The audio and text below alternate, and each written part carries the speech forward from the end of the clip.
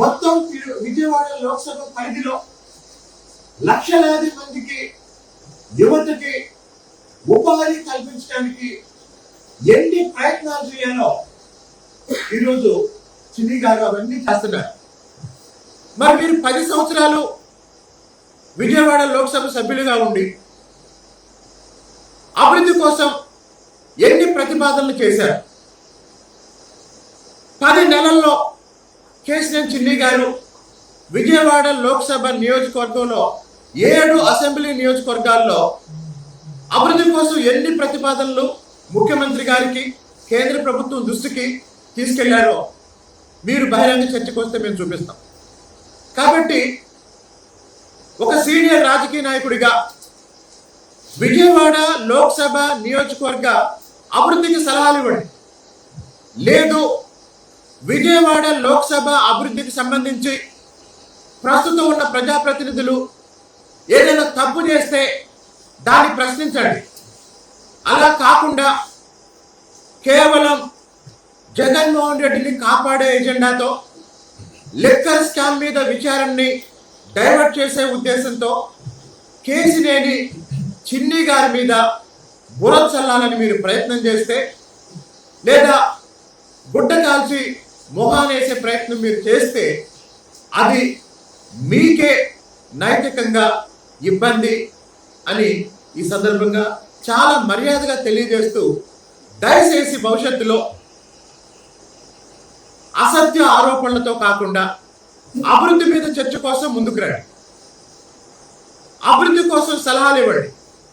లేదు మా పరిపాలనలో అభివృద్ధిలో మీకెక్కడైనా లోపాలు తప్పులు కనిపిస్తే వాటి మీద మాట్లాడండి.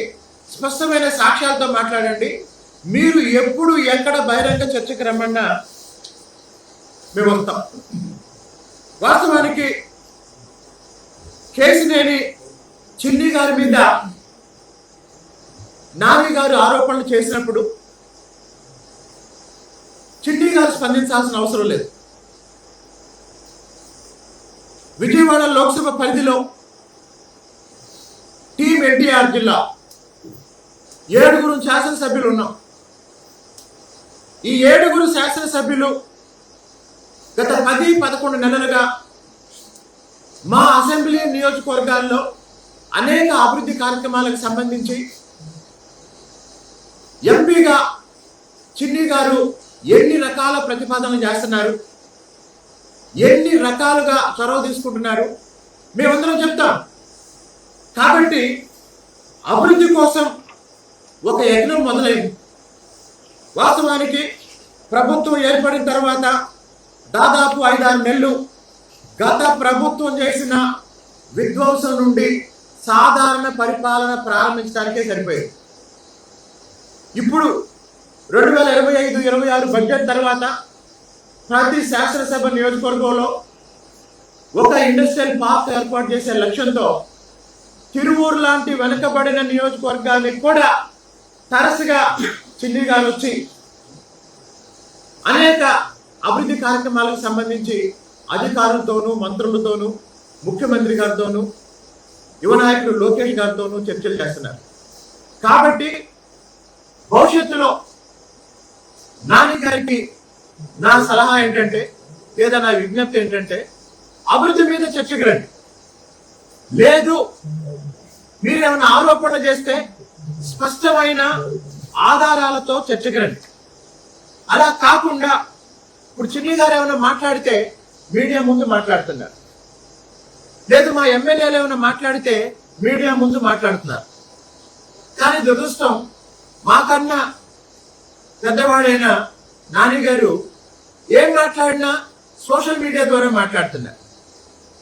అంటే ప్రజల ముందుకు వచ్చి చిన్ని గారి మీద ఏదైనా ఆరోపణ చేయాలి అంటే నైతిక బలం లేక ఆయన సోషల్ మీడియా మీద ఆధారపడి ఒక రకంగా చెప్పాలంటే ఆయన చీకట్లో ఉండి బాణ వేస్తున్నారు.